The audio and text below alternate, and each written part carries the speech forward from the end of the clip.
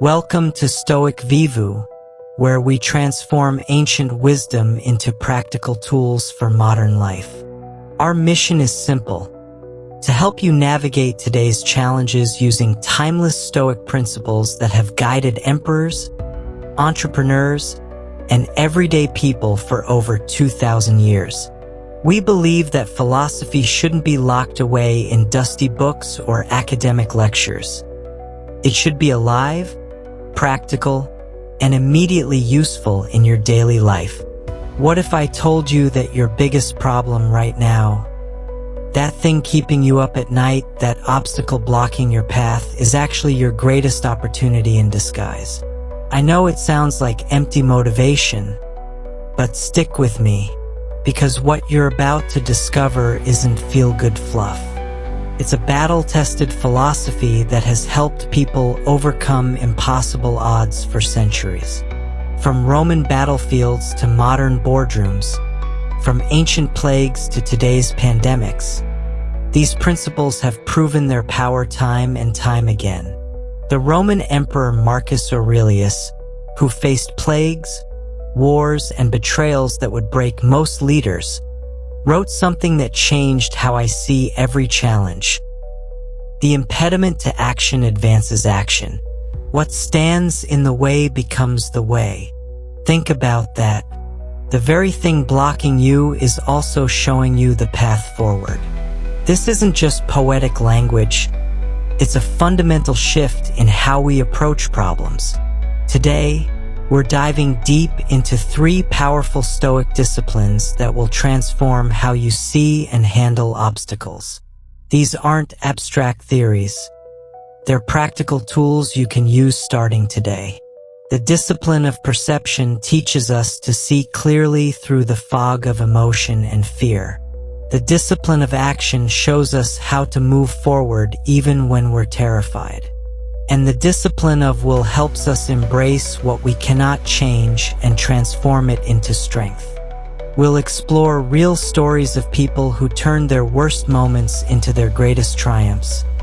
And I'll show you exactly how to apply these principles to whatever you're facing right now. You'll discover why some people stay calm when everything falls apart, how to spot opportunities hidden inside disasters, and the ancient secret to taking action when you're paralyzed by fear. Whether you're dealing with a career setback, relationship problems, financial stress, or just feeling stuck in life, the Stoics have answers. Not easy answers, but real ones. Answers that have worked for thousands of years and will work for you too. The beauty of Stoic philosophy is that it doesn't require you to be perfect or emotionless. It simply asks you to see clearly, act wisely, and accept gracefully. So let's begin this journey together and discover how to transform every obstacle in your path into a stepping stone to something better. By the end of this video, you'll have a complete framework for turning any challenge into an opportunity for growth, strength, and wisdom. 1. When life blocks your path, and why that's good. Michael Chun stood in the parking lot of his Dallas manufacturing company, watching firefighters douse the last flames. 20 years of building his family business, and now half the facility was destroyed. No injuries, thank God, but the main production line was gone. Orders would be missed. Contracts might be canceled. At 45, watching smoke rise from his life's work, he felt like someone had dropped a mountain directly onto his path. Little did he know, this mountain contained a hidden gold mine. Marcus Aurelius, the most powerful man in the ancient world, understood something profound about obstacles that most of us miss. While leading Rome through plague and war, he wrote in his personal journal, "The impediment to action advances action. What stands in the way becomes the way." But what does this actually mean for someone like Michael or for you facing your own catastrophe today? Let me paint you a clearer picture. Imagine you're hiking through the mountains outside Denver. The trail is clear, you're making good time, and suddenly you encounter a massive fallen tree blocking the path. You have choices. Turn back defeated, sit and complain, or look closer. Those who look closer might notice the tree has created a natural bridge to a better trail on the other side. The obstacle hasn't just blocked one path, it's revealed a new one. This isn't positive thinking nonsense. This is a strategic reality. When life places obstacles in our path, it's simultaneously closing certain doors and opening others. The question is, will you see them? Michael's fire forced him to rebuild with modern equipment he'd been putting off buying for years. Insurance covered new technology that made his operation twice as efficient. The obstacle forced an upgrade he'd been avoiding. Consider Marcus Aurelius himself. He never wanted to be emperor. He was a philosopher who preferred books to battlefields. Yet when destiny thrust the burden of empire upon him, the ultimate obstacle to his desired life of quiet study, he transformed it into an opportunity to become the greatest philosopher king in history. His obstacles became his material.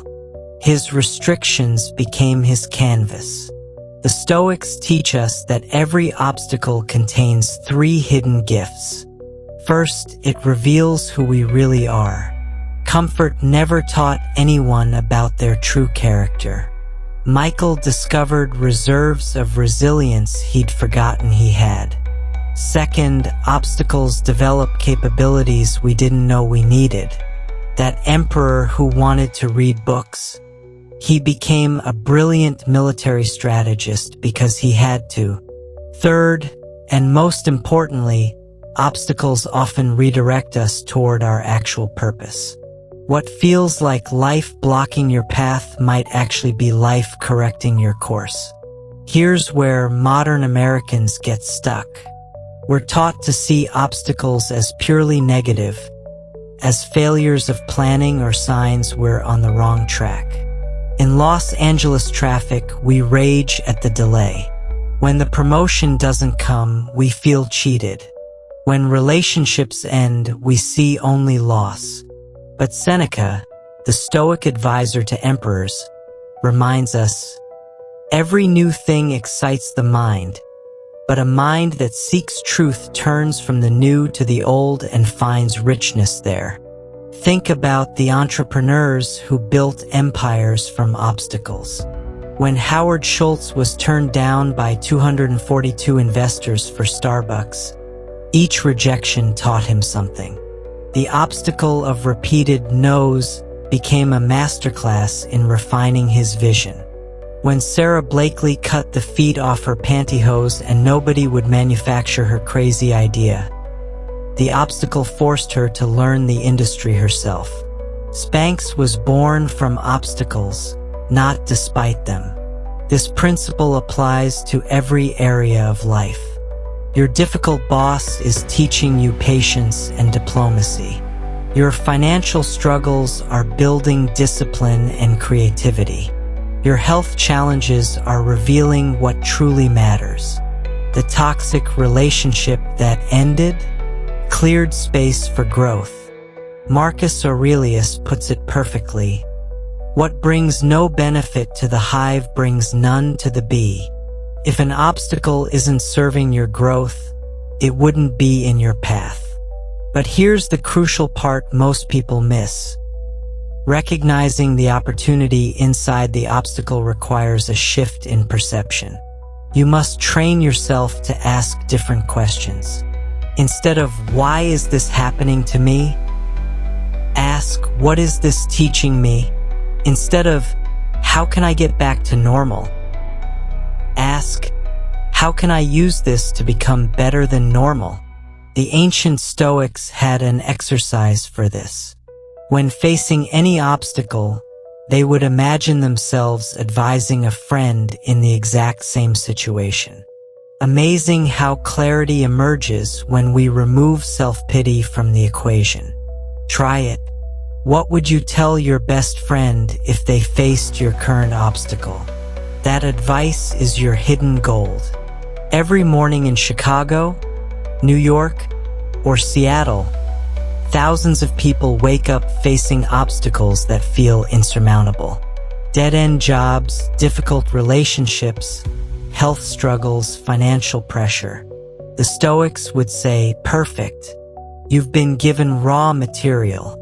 Now what will you build? Because obstacles aren't life's way of punishing you. They're life's way of promoting you if you're willing to see it that way. Remember Michael from the beginning?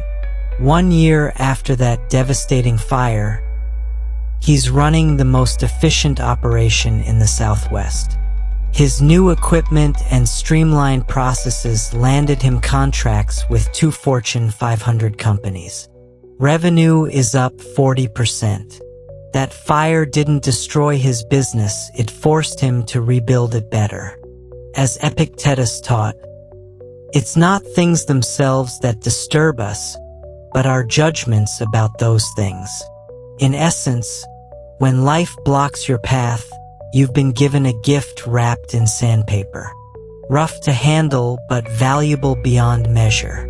The obstacle is not your enemy. It's your teacher, your trainer, your hidden opportunity. What stands in the way becomes the way. The question now is, what's standing in your way, and how will you transform it? 2. How to stay calm when everything falls apart. The phone call came at 2 a.m. Jessica Rodriguez, a nurse manager in Chicago, learned that 3 of her ICU staff had just tested positive for COVID, leaving her weekend shifts dangerously understaffed. As she drove through empty streets toward the hospital, her mind raced.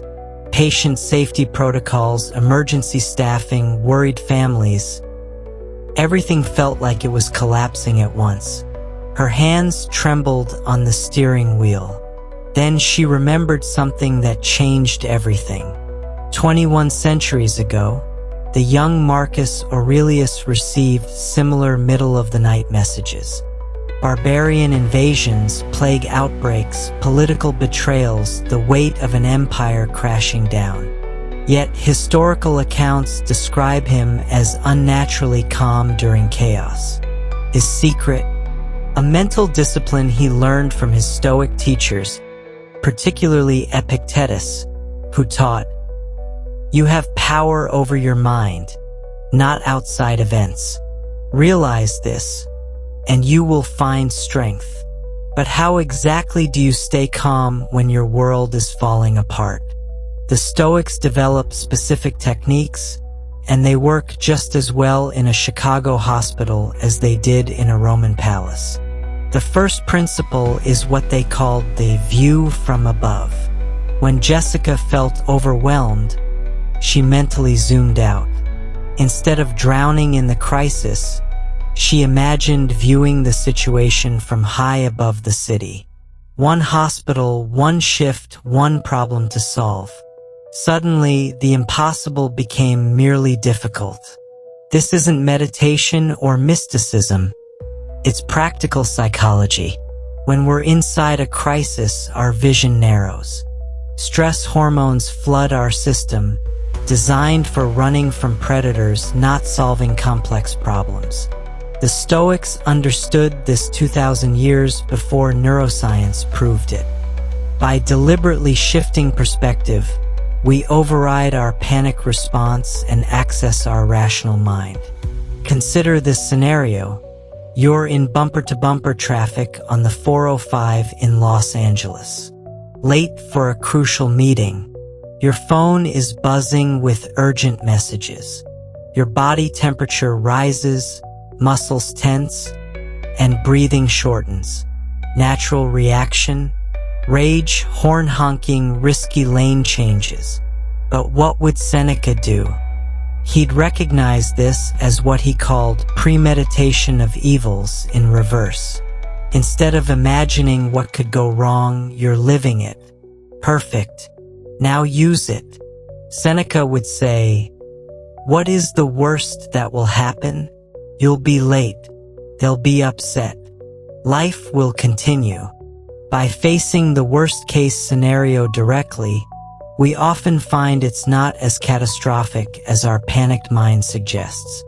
Jessica applied this in the hospital.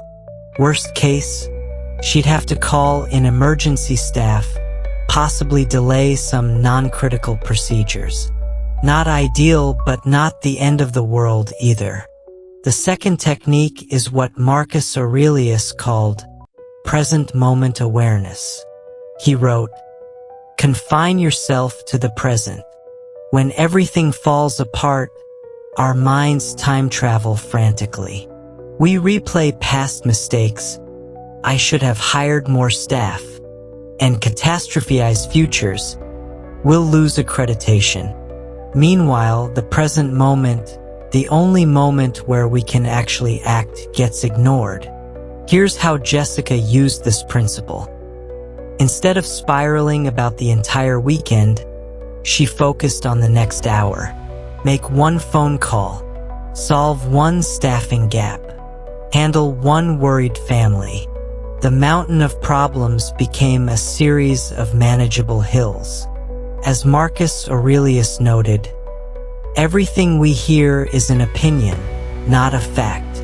Everything we see is perspective, not truth. The third Stoic technique might surprise you. Physical training creates mental calm. The Stoics weren't just philosophers. They were wrestlers, soldiers, statesmen who understood the body-mind connection. When Roman generals prepared for battle, they didn't just strategize. They trained their bodies to remain functional under stress. Modern application: that executive in Manhattan who stays eerily calm during market crashes? She runs marathons. The startup founder in Austin who navigates funding crises without breaking a sweat? He does cold plunges every morning. They're following ancient wisdom. Train your body to handle discomfort, and your mind learns to handle chaos. But here's what most people get wrong about Stoic calm. It's not about suppressing emotions or pretending everything's fine. When Jessica felt that initial panic, she didn't fight it. She acknowledged it. "I'm scared. This is difficult, and I can handle it." The Stoics call this reserve clause, adding "if fate allows" to our plans. It's not pessimism. It's preparation. Epictetus, who went from slave to renowned teacher, understood real hardship. He taught, when something happens, the only thing in your power is your attitude toward it. You can either accept it or resent it. That word, accept, doesn't mean like or want. It means see clearly without the fog of emotion. Jessica accepted the staffing crisis not because she wanted it, but because denying reality wouldn't help solve it. Watch a master surgeon during an emergency operation. Everything's going wrong, unexpected bleeding, equipment failure, time running out. Yet their hands remain steady, voice calm, decisions clear. They've trained for this. Not just the technical skills, but the mental discipline. They've internalized what Seneca taught. Every new thing excites the mind, but a mind that seeks truth turns from the new to the old and finds richness there. The practical exercise? Start small. Next time you're in a minor crisis, spilled coffee, canceled flight, argument with spouse, practice these techniques. View from above. Present moment focus. Physical calm creating mental calm. As Marcus Aurelius discovered, you have power over your mind, not outside events. Realize this, and you will find strength. Remember Jessica?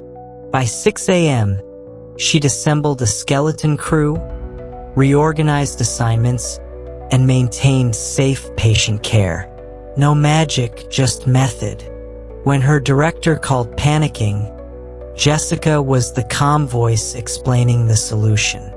The crisis that could have broken her became proof of her capabilities. Ultimately, staying calm when everything falls apart isn't about being emotionless or invulnerable. It's about maintaining enough clarity to act effectively. As Epictetus taught his students, it's not what happens to you, but how you react to it that matters. In your next crisis, remember, you've been trained for this by every difficulty you've already survived. The tools are within you. Use them. 3. Why successful people never panic under pressure. The venture capitalist sat across from David Kim in a gleaming San Francisco conference room, slowly shaking his head. Your burn rate is unsustainable. You've got maybe 6 weeks of runway left. What's your plan? $20 million raised, 50 employees depending on him, and David's startup was about to crash. Most founders would panic. David smiled and pulled out a single sheet of paper. I've been preparing for this conversation for 2 years. What David understood, what all truly successful people understand, is that pressure is inevitable, but panic is optional. This isn't natural talent or superhuman nerves. It's training, pure and simple. Marcus Aurelius, who faced more pressure than any modern CEO, revealed the secret. When you wake up in the morning, tell yourself, the people I deal with today will be meddling, ungrateful, arrogant, dishonest, jealous, and surly. He wasn't being pessimistic. He was being prepared. The difference between successful people and everyone else isn't that they face less pressure. If anything, they face more. The difference is they've trained themselves to respond differently. While others let pressure trigger their primitive fight-or-flight response, successful people have rewired their reactions through deliberate practice. Seneca called this premeditatio malorum, the premeditation of evils. Let's dissect what happens in high-pressure moments. Your brain perceives a threat. Adrenaline floods your system. Your prefrontal cortex, the rational thinking part, starts shutting down. Blood flow redirects to your limbs for running or fighting. Great for escaping predators, terrible for navigating board meetings or crisis negotiations. This is where training matters. Consider emergency room physicians in downtown Detroit or Phoenix. When trauma victims arrive, seconds matter. Blood everywhere, alarms blaring, families screaming maximum pressure. Yet watch the experienced doctors. Their movements are deliberate, voices steady, decisions clear. They're not unfeeling robots. They've simply trained their nervous systems to maintain function under extreme stress. As Epictetus taught, it's not things themselves that disturb us, but our judgments about those things. Here's what David did that most founders don't. He practiced failure constantly. Every Friday afternoon, he ran death scenarios with his leadership team. What if our biggest client leaves? What if our CTO quits? What if funding dries up? They didn't just discuss these scenarios. They acted them out, made decisions, and created contingency plans. By the time the venture capitalist delivered bad news, David had already lived this moment 50 times. This echoes ancient Stoic practice. Roman generals would visualize defeat before battle, not to manifest failure, but to eliminate the shock factor. Marcus Aurelius wrote before campaigns, "What brings no benefit to the hive brings none to the bee." He meant that personal panic serves neither leader nor team. By accepting possible defeat mentally, he freed himself to focus on preventing it physically. The neuroscience backs this up. Repeated exposure to controlled stress literally rewires your brain. The amygdala, your alarm system, becomes less reactive.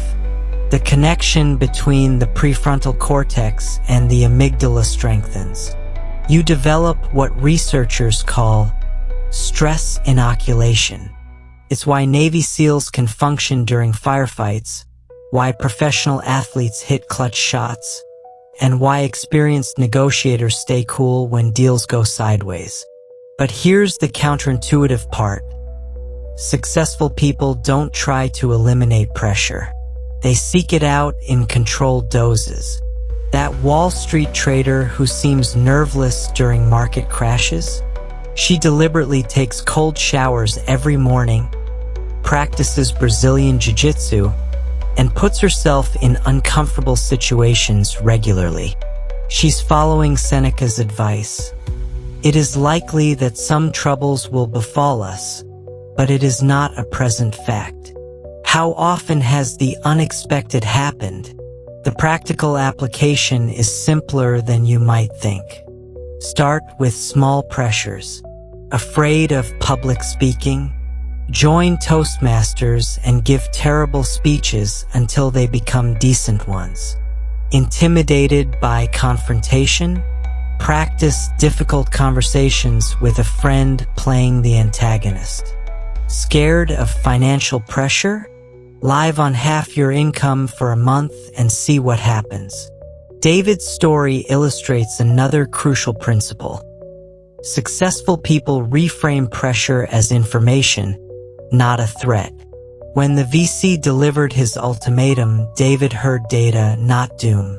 6 weeks of runway meant specific actions.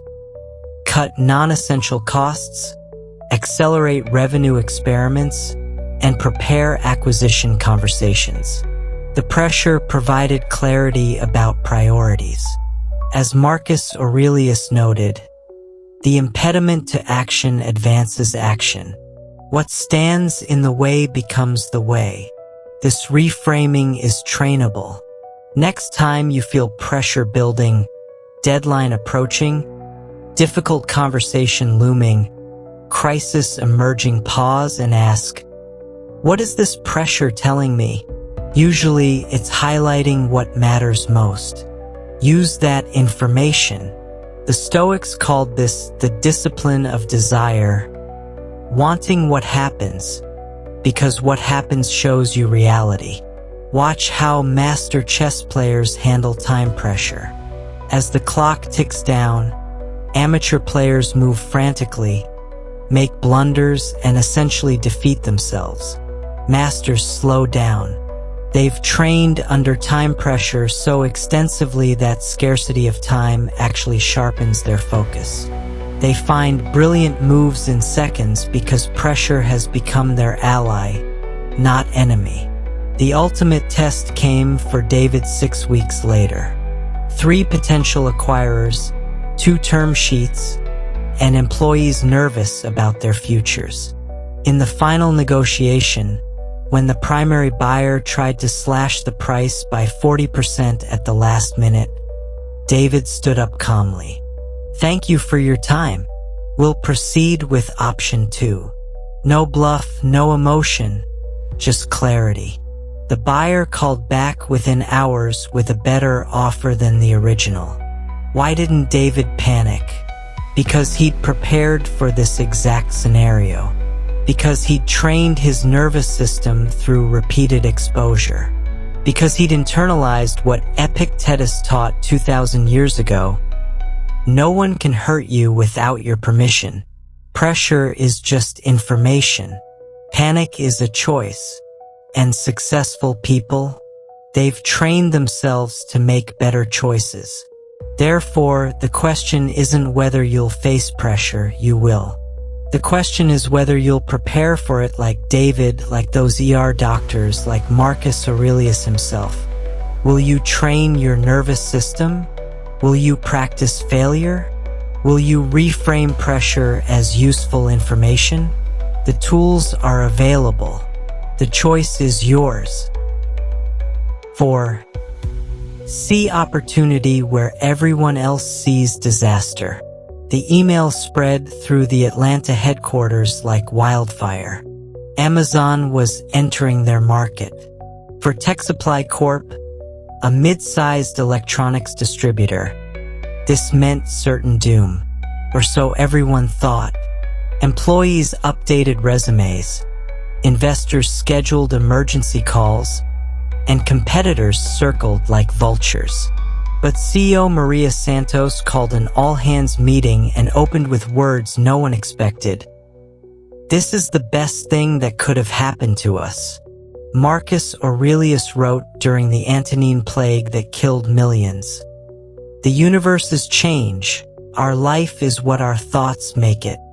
While others saw death and despair, he saw opportunity to demonstrate Stoic virtues, to reform Roman law, and to strengthen imperial infrastructure. The plague that could have ended Rome became the catalyst for some of its greatest reforms. Maria was about to demonstrate the same principle in modern Atlanta. Here's what most people miss about disasters. They create movement in previously static systems. Before Amazon's announcement, Tech Supply had grown complacent. Decent margins, stable customers, predictable growth. The kind of comfortable mediocrity that slowly kills companies. But disasters shake everything loose. Old assumptions crumble. Sacred cows get slaughtered. Suddenly, radical change isn't just possible, it's necessary. Maria understood what Seneca taught. Every new thing excites the mind, but a mind that seeks truth turns from the new to the old and finds richness there. While her competitors panicked about Amazon's efficiency, she studied what Amazon couldn't do. Personal relationships, custom solutions, same-day local delivery, technical expertise. Amazon's arrival didn't eliminate the market, it clarified it. Let me show you how this works neurologically. When disaster strikes, your brain floods with cortisol and adrenaline. For most people, this triggers tunnel vision, they see only threat. But trained Stoic thinkers experience something different. They've practiced what Epictetus called the discipline of perception, so extensively that stress hormones actually enhance their pattern recognition. They literally see opportunities that remain invisible to panicked minds. Consider what happened in March 2020. Restaurants faced extinction as lockdowns began. Most owners saw only disaster.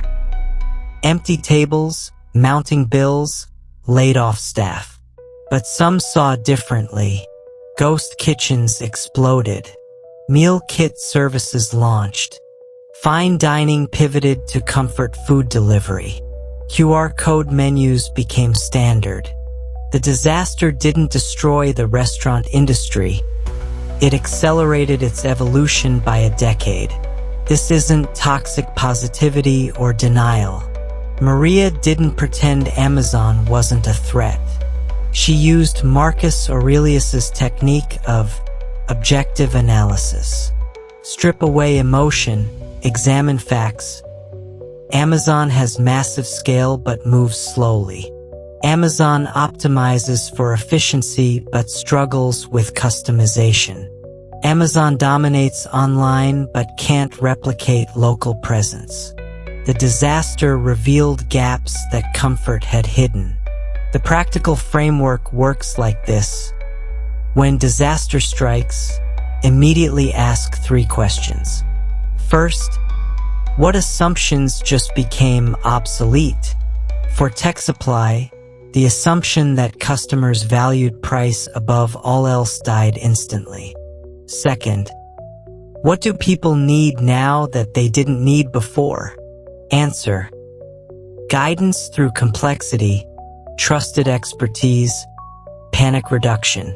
Third, What can we do that the disaster makes impossible for others? Amazon's scale meant standardization.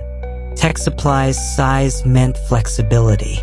Within 6 months, Maria had transformed Tech Supply into Tech Supply Consulting. Instead of competing on price, they charged premium rates for expertise. Instead of stocking inventory, they became Amazon's complement, helping businesses navigate the complexity Amazon created. Revenue dropped initially, then soared past previous peaks. The disaster became their differentiator. This pattern repeats throughout history.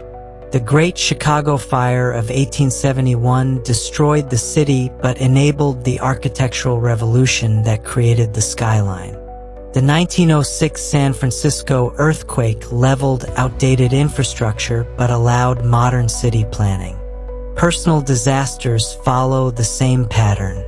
That brutal layoff forces the career change you've been avoiding. The health scare creates the lifestyle transformation you need. The relationship ending opens space for growth you couldn't access before. Epictetus, who went from slave to renowned philosopher, understood this deeply. It's not what happens to you, but how you react to it that matters. His enslavement was a disaster by any measure, but it gave him insights into freedom that comfortable philosophers couldn't access. His teachings on internal liberty came from external captivity. The disaster became his qualification. But here's the advanced technique. Don't wait for disaster to practice this perception. Marcus Aurelius performed daily exercises, imagining loss of position, wealth, and even family, not to manifest negativity, but to train his mind to find opportunity anywhere. When real disasters came, and ruling Rome guaranteed they would, his perception was already calibrated for possibility. Try this exercise tomorrow morning. Pick something stable in your life, your job, relationship, or living situation. Imagine it is suddenly disrupted, not to create anxiety, but to explore what opportunities would emerge, what long-delayed changes would become urgent, what new paths would open. This isn't pessimism, it's preparation. As Seneca wrote, "What is quite unlooked for is more crushing in its effect, and unexpectedness adds to the weight of a disaster." Neuroscience is fascinating. Regular visualization of disruption actually builds neural pathways for creative problem solving. When real disasters strike, your brain doesn't freeze in fear. It activates pre-built patterns for finding opportunity. This is why serial entrepreneurs often thrive in chaos. They've trained their perception through repeated exposure to uncertainty. Maria's story concluded 18 months later when Amazon tried to acquire Tech Supply Consulting. They wanted the expertise, relationships, and agility their model couldn't replicate.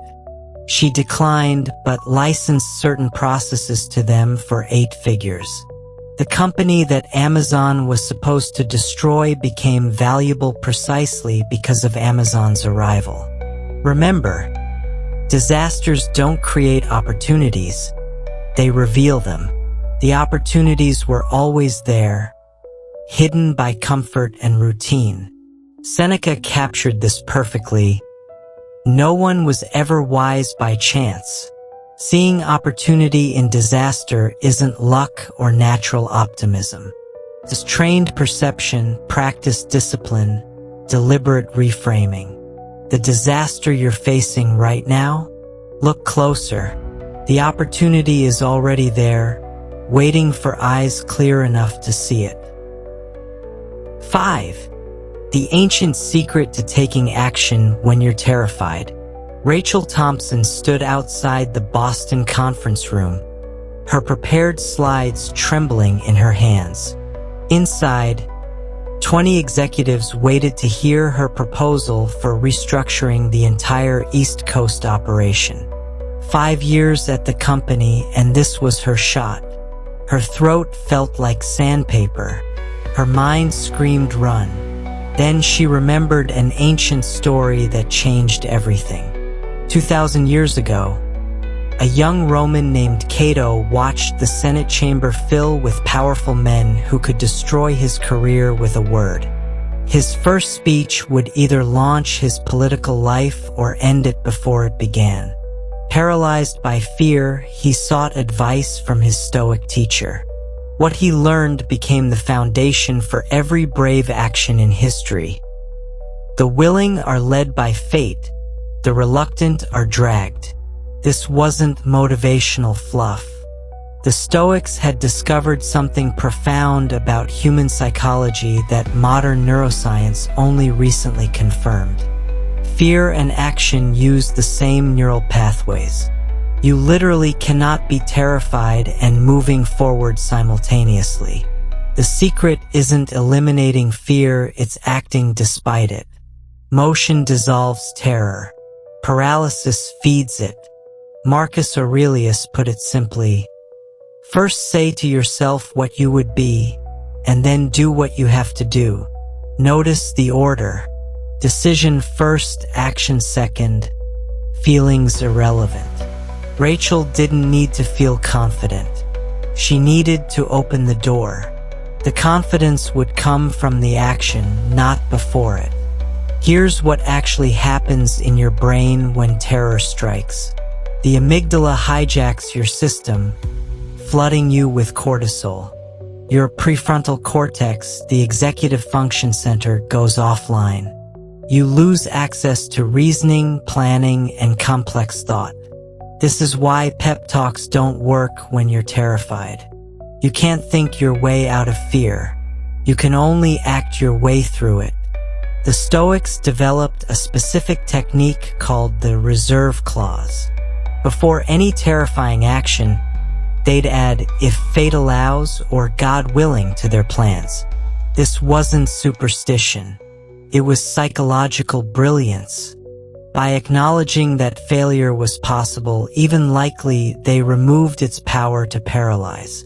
Rachel modified this for her presentation. I'll present my best ideas. If they reject them, I'll learn and improve. But here's the counterintuitive part. The Stoics sought out terrifying situations deliberately. Seneca, despite being wealthy, would regularly practice poverty, sleeping on floors, eating plain food, and wearing rough clothes. Why? He explained, set aside a certain number of days, during which you shall be content with the scantiest and cheapest fare, with coarse and rough dress, saying to yourself the while, is this the condition that I feared? Modern application looks different but follows the same principle. That entrepreneur in Seattle who pitched 100 investors before getting funded? She wasn't naturally fearless. She used what Epictetus called graduated exposure. First pitch to a friend, then a friendly advisor, then a skeptical mentor, then an angel investor she didn't really want. By the time she faced serious VCs, terror had transformed into energy. The science behind this is rock solid.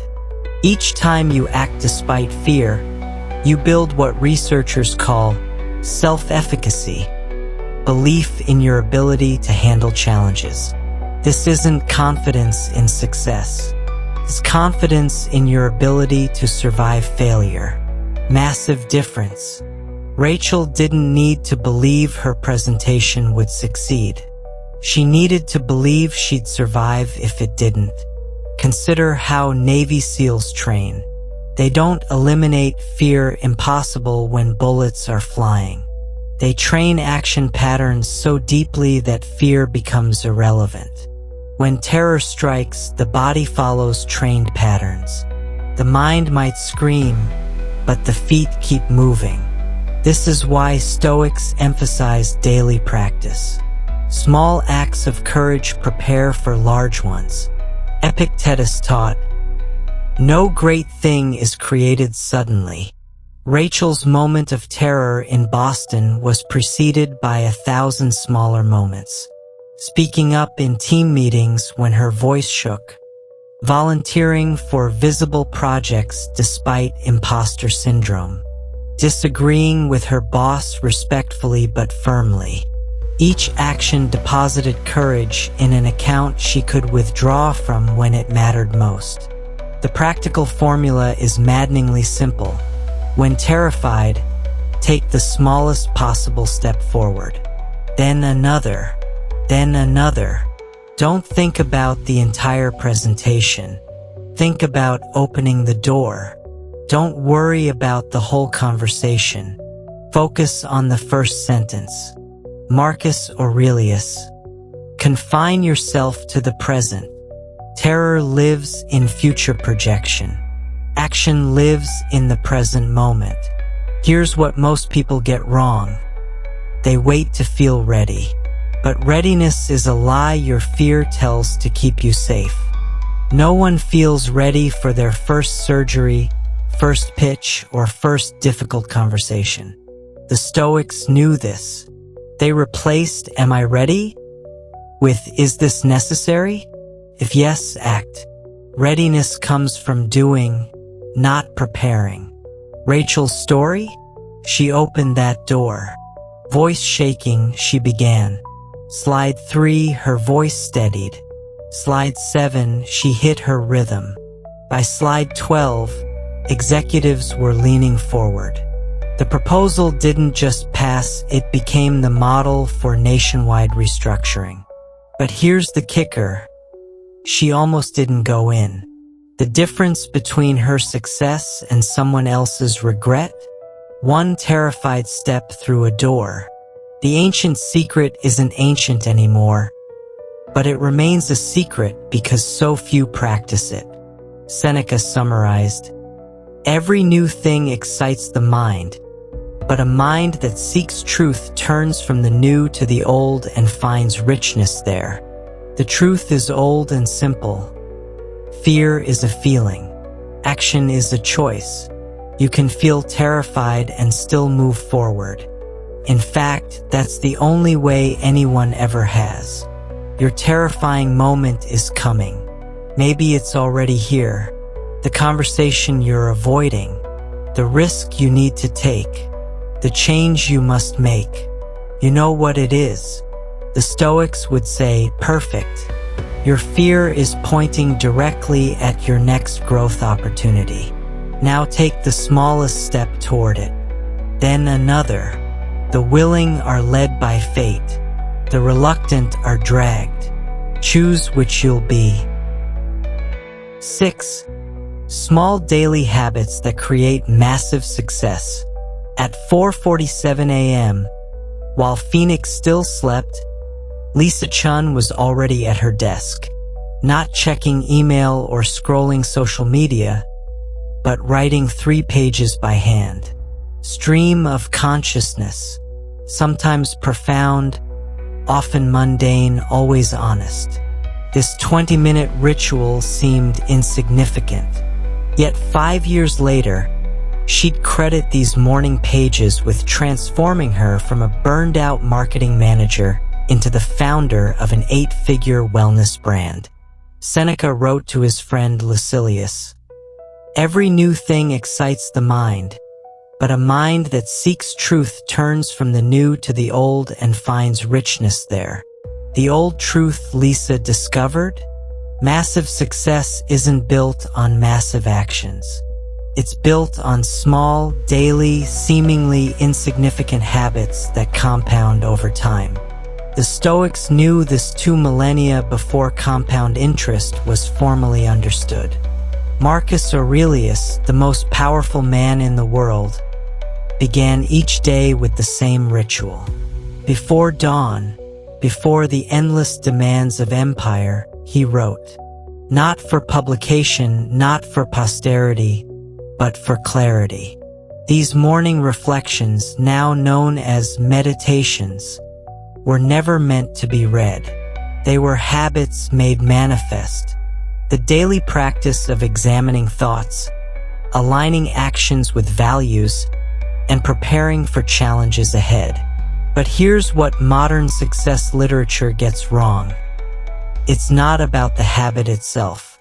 Lisa's morning pages weren't magical. Marcus's journaling wasn't special. The power lies in what Epictetus called prosoche, continuous attention. Small daily habits train your mind to focus, to persist, to show up, especially when you don't feel like it. The habit is just the vehicle. Discipline is the destination. Let me show you the math that changes everything. Improve by just 1% daily, and after a year, you're 37 times better. Not 37%, 37 times. But here's the catch. Miss a few days and the compound effect reverses. Suddenly, why you're not building, you're rebuilding. This is why the Stoics emphasize daily practice above dramatic gestures. Consistency beats intensity every time. Consider James Park, a software engineer in Austin. Frustrated with his fitness, he tried every extreme program. P90X, CrossFit, marathon training. Each lasted weeks before life interfered. Then he discovered the Stoic principle of preferred indifference, things we pursue without attachment to outcome. He committed to just 5 push-ups every morning. That's it. 5 push-ups. Sounds ridiculous? Here's what happened. 5 push-ups took 30 seconds. No equipment, no excuses, no failure possible. After a week, he naturally did 10. After a month, 20. 6 months later, he was doing 100 push-ups, 50 pull-ups, and running 5K daily. But the habit started with 5 push-ups. As Marcus Aurelius taught, be like the rocky headland on which the waves constantly break. It stands firm, and round it the seething waters are laid to rest. The neuroscience reveals why this works. Every repeated action builds myelin around neural pathways. Think of myelin as insulation on electrical wires. It makes signals travel faster, more efficiently. Small daily habits literally rewire your brain for success. But here's the crucial part. Myelin builds slowly and degrades quickly. Daily practice maintains the wiring. Sporadic effort lets it decay. Lisa's morning pages followed a specific structure she learned from studying Stoic practices. First, gratitude, 3 specific things, not generic platitudes. Second, intention, what would make today excellent. Third, preparation, what challenges might arise. This wasn't positive thinking. It was what Seneca called premeditatio malorum, adapted for modern life. By acknowledging potential obstacles daily, they lost their power to derail. But the real secret was what Lisa did with insights from her pages. Every Sunday, she reviewed the week's writing, looking for patterns. Complaints about her boss appeared daily. Time to have that conversation or find new work. Energy dips at 3 p.m. consistently. Adjust lunch routine. Dreams of starting a business recurring. Take one small step. The pages revealed truth. Sunday reviews demanded action. This connects to what the Stoics called the discipline of action. Epictetus taught, first say to yourself what you would be, and then do what you have to do. Lisa's pages clarified the first part. Her daily habits embodied the second. She added one small business building action daily. Research competitor. Write product description. Contact one supplier. Microscopic steps, but steps nonetheless. The compound effect is ruthless in both directions.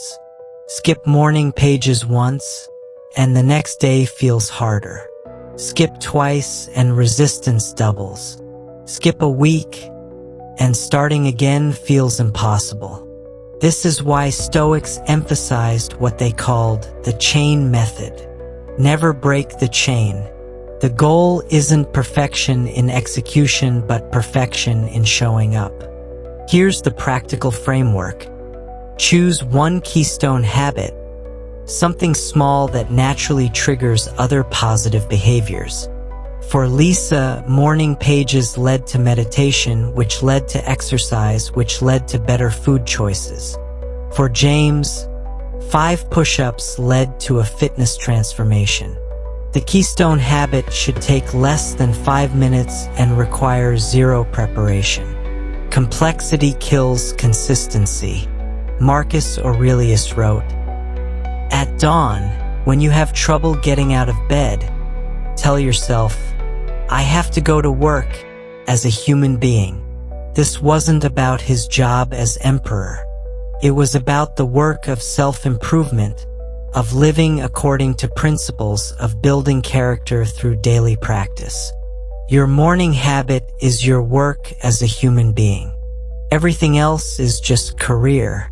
Lisa's story reached its climax not in some dramatic moment, but in a quiet realization. Reviewing 5 years of morning pages, she saw the progression. Frustrated employee to side hustler to entrepreneur to industry leader.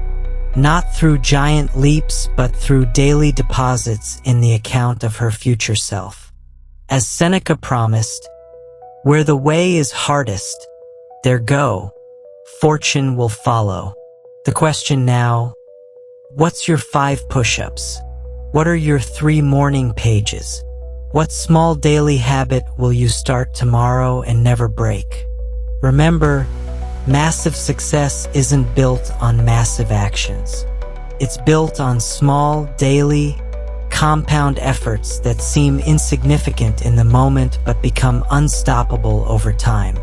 The Stoics knew this. Lisa proved it. Now it's your turn. 7. When to go around problems instead of through them.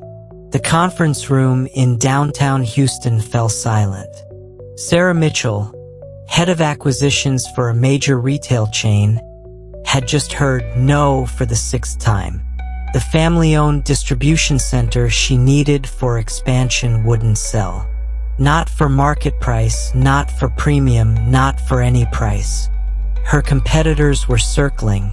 Her board was impatient, and the direct approach had failed spectacularly. Time for ancient wisdom. Marcus Aurelius wrote, "The impediment to action advances action. What stands in the way becomes the way." But here's what most people miss. Sometimes the way means going around, not through. The Stoics weren't stubborn bulls charging at every wall. They were strategic thinkers who understood that wisdom often means finding the path of least resistance while maintaining maximum impact. Epictetus, the slave-turned-philosopher, knew this better than anyone. He couldn't change his status through direct confrontation. That meant death. Instead, he became so valuable as a secretary and advisor that his master granted him freedom voluntarily. He didn't break his chains, he made them irrelevant. Sarah was about to apply the same principle to modern business. Here's the critical distinction. Going around problems isn't avoiding them, it's outmaneuvering them. When water meets a rock, it doesn't stop flowing. It finds another path, eventually wearing down the obstacle through persistence, not force. Seneca captured this perfectly. It is a great thing to know the season for speech and the season for silence. The neuroscience of problem-solving reveals why the indirect approach often works better. When you fixate on a direct solution, your brain activates what researchers call functional fixedness. You literally cannot see alternative uses or approaches. But when you step back, ask different questions, your brain engages lateral thinking networks. New patterns emerge. Hidden doors appear. Sarah's breakthrough came from studying Marcus Aurelius's military campaigns. The emperor rarely attacked fortified positions directly. Instead, he'd cut supply lines, forge alliances with neighbors, and make holding the position more costly than surrendering it. Sarah asked herself, what would make this family want to partner without selling?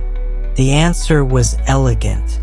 Instead of trying to buy the distribution center, she proposed making them the exclusive distributor for her company's new sustainable product line.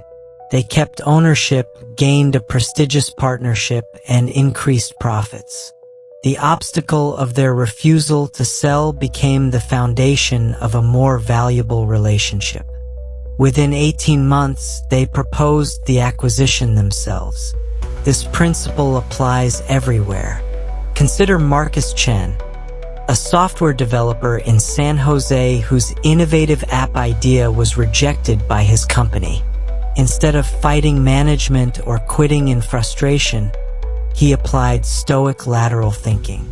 He built the app as an open-source project on weekends, gathered a community of contributors, and proved market demand. His company eventually acquired the project from him for 7 figures. But here's the advanced technique. Knowing when to go through versus around requires what the Stoics called practical wisdom or phronesis. Sometimes direct action is necessary. Rosa Parks didn't go around the bus segregation. But even civil rights leaders understood strategic indirection. Boycotts hurt bus companies economically, making moral arguments suddenly practical. The framework for decision is surprisingly simple. Ask 3 questions. First, is direct confrontation likely to succeed? If yes, take it. Second, would direct confrontation destroy what you're trying to gain? Sarah's buying the distribution center by force would have poisoned the relationship. Third, is there a path that transforms opposition into alliance? This is the Stoic sweet spot. Seneca, despite being one of Rome's richest men, understood the indirect approach intimately. When Nero became increasingly unstable, Seneca didn't confront the emperor. He gradually reduced his visibility, claimed illness, and withdrew from court. He went around the problem of a murderous ruler by making himself irrelevant to imperial paranoia. It bought him years of life and philosophical productivity. Modern application requires creativity. That toxic manager making your life miserable? Direct confrontation might get you fired, but becoming indispensable to their boss while documenting everything creates natural pressure for change. That competitor copying your every move? Instead of legal battles, innovate faster than they can copy. Make their strategy of following you into a weakness. The key insight from Epictetus: we cannot choose our external circumstances, but we can always choose how we respond to them. Going around problems is a response choice. It requires humility, admitting the wall is stronger than your head. It requires creativity, seeing paths others miss. It requires patience, indirect routes take longer but arrive more surely. Watch how water shaped the Grand Canyon. Not through violent force, but through persistent, patient, indirect action. Finding the softest rock, exploiting every weakness, constantly adjusting course. The result? One of Earth's most dramatic transformations. Your obstacles can be shaped the same way. Sarah's story concluded 2 years later. The partnership she created instead of the acquisition she wanted, led to 3 more family-owned distributors approaching her. They'd seen how she transformed refusal into opportunity. Her expansion succeeded beyond original plans precisely because she went around the initial problem instead of through it. The practical exercise starts now. Identify your current brick wall, that problem you've been banging your head against. Stop, step back, ask, what would this look like if it were easy? Who could help me? What does my opponent actually want? How can I make winning irrelevant? As Marcus Aurelius discovered in Germania, sometimes the best way to conquer is not to fight. Remember, the Stoics valued effectiveness over ego. Going through problems feels heroic. Going around them succeeds. Choose based on results, not appearances. Your obstacle is showing you something. Maybe it's showing you a wall to break. But maybe, just maybe, it's showing you a door 3 feet to the left. Wisdom lies in knowing the difference. 8. How to love the things you cannot change. The doctor's words hung in the Denver hospital room like a death sentence. Progressive, incurable. We can manage symptoms, but Tom Rodriguez, 42, marathon runner, father of 3, felt his world collapse. Multiple sclerosis. Everything he'd built his identity on, physical strength, independence, control, was about to be stripped away. 6 months later, he'd call it the best thing that ever happened to him. Marcus Aurelius wrote something that sounds insane to modern ears. The cucumber is bitter? Throw it away. Are there brambles in the path? Go around them. That is enough. Do not add, why do such things exist in the world? But then he goes deeper. Accept the things to which fate binds you, and love the people with whom fate brings you together, but do so with all your heart. This isn't toxic positivity or denial. This is a more fatty love of fate, the most advanced and difficult Stoic practice. It's one thing to accept what you cannot change. It's another entirely to embrace it, to love it, to transform it into the cornerstone of a better life. Tom was about to learn the difference. First, let's be clear about what this isn't. Loving what you cannot change doesn't mean being passive, giving up, or pretending bad things are good. When Tom got his diagnosis, he fought. Second opinions, experimental treatments, lifestyle changes. But here's the crucial distinction. He fought the disease while embracing the reality. He worked to slow progression while building a life that assumed it would progress.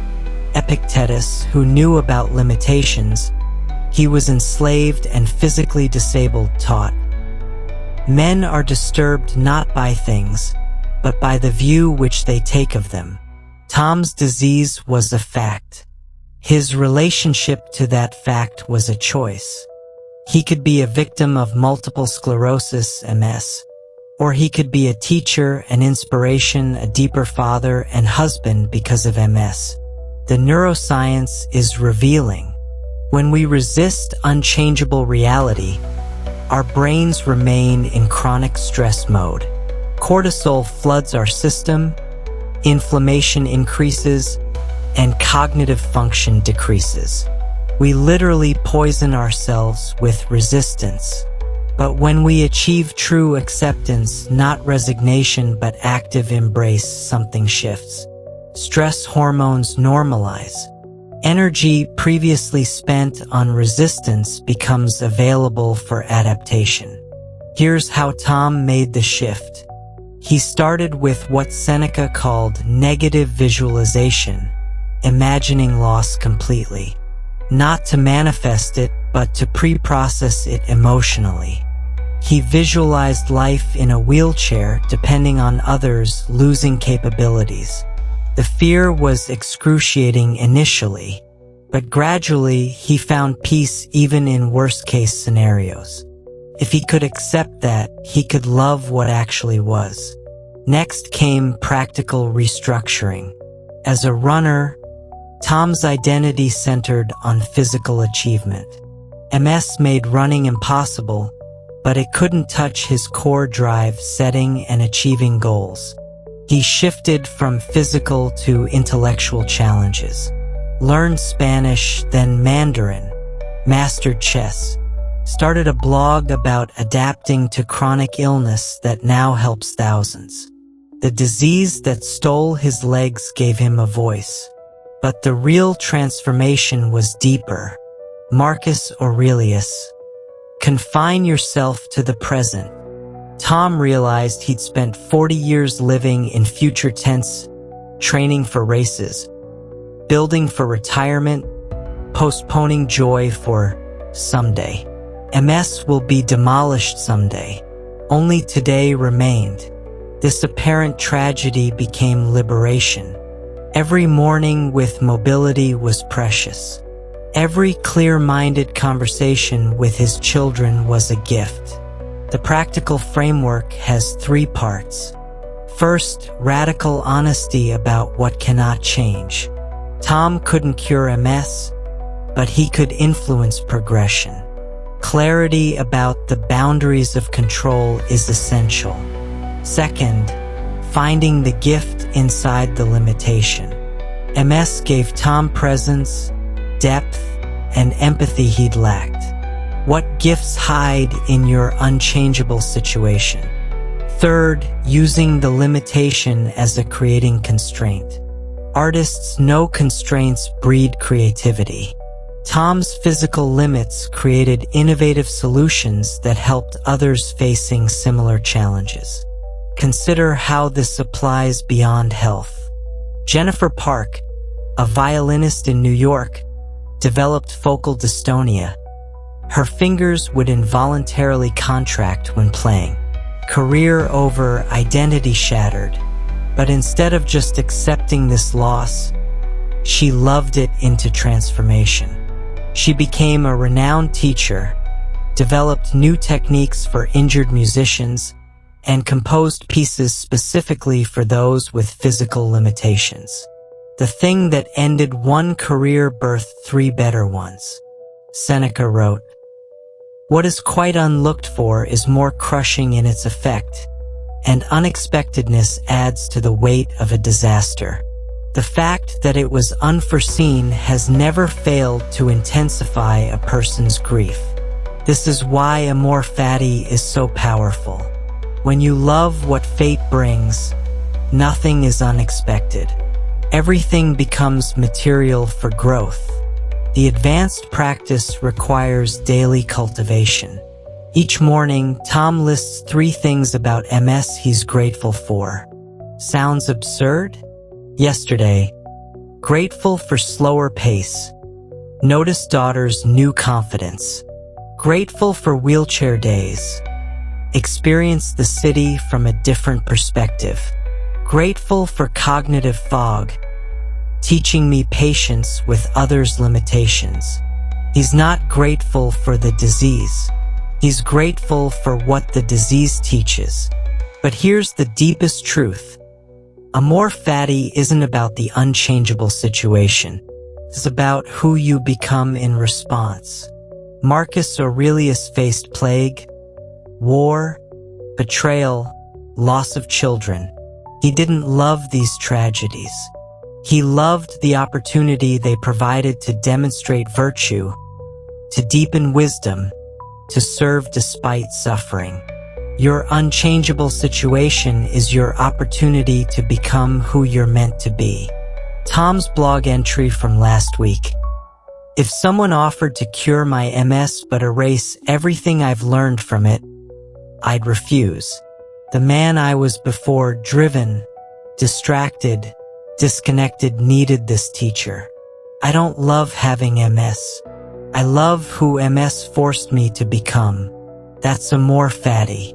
Not loving suffering, but loving growth through suffering. Therefore, the question becomes, what's your MS? What unchangeable reality are you resisting instead of embracing? Your height, your past, your mistakes, your losses. These are facts. Your relationship to these facts is choice. The Stoics promise something remarkable. When you stop fighting reality and start dancing with it, you discover that fate has been your friend all along, disguised as your enemy. The journey we've taken together through these Stoic principles brings us to a simple but profound truth. You already have everything you need to transform any obstacle into opportunity. From that first boulder blocking your path to the unchangeable realities you must embrace, the power has always been within you. Marcus Aurelius knew this when he wrote, "Very little is needed to make a happy life. It is all within yourself, in your way of thinking." Let's crystallize what we've discovered. First, the discipline of perception. Seeing clearly through fear, spotting opportunity in disaster, training your mind to remain calm when everything falls apart. Remember Sarah in the conference room, David facing investors, Maria transforming her company because Amazon arrived. They didn't have special powers. They had trained perception. Second, the discipline of action, taking that first terrified step, building success through tiny daily habits, knowing when to go around obstacles instead of through them. Rachel opening that door despite trembling hands, Lisa's 3 morning pages creating an empire, Sarah Mitchell turning rejection into partnership. Movement creates momentum.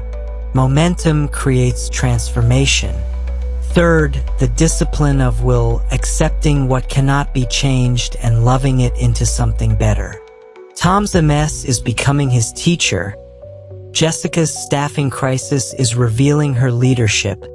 And Michael's fire is forcing long overdue upgrades. What seems like fate's cruelty often becomes fate's gift, but only if we have the wisdom to receive it. Marcus Aurelius left us a perfect summary. 3 practices that contain all Stoic wisdom. Objective judgment now at this very moment. Unselfish action now at this very moment. Willing acceptance now at this very moment of all external events. That's it. See clearly. Act wisely. Accept gracefully. Simple formula, lifetime practice. But here's what makes this philosophy revolutionary. It works immediately. You don't need years of study, special circumstances, or perfect conditions. Your next obstacle, whether it arrives in 5 minutes or 5 months, is your opportunity to practice. That difficult conversation you're avoiding, that's your training ground. That fear holding you back, that's your teacher.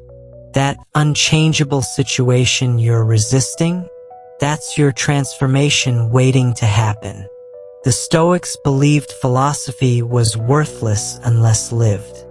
Knowledge without action is merely entertainment. So here's my challenge. Choose one principle from today. Just one. Maybe it's seeing opportunity in your current disaster. Maybe it's taking action despite fear. Maybe it's accepting something you've been fighting. Whatever resonates, start today. Start small. Start imperfect. But start. If this ancient wisdom speaks to you, if you're ready to transform modern challenges with timeless principles, then join our community at Stoic Vivu.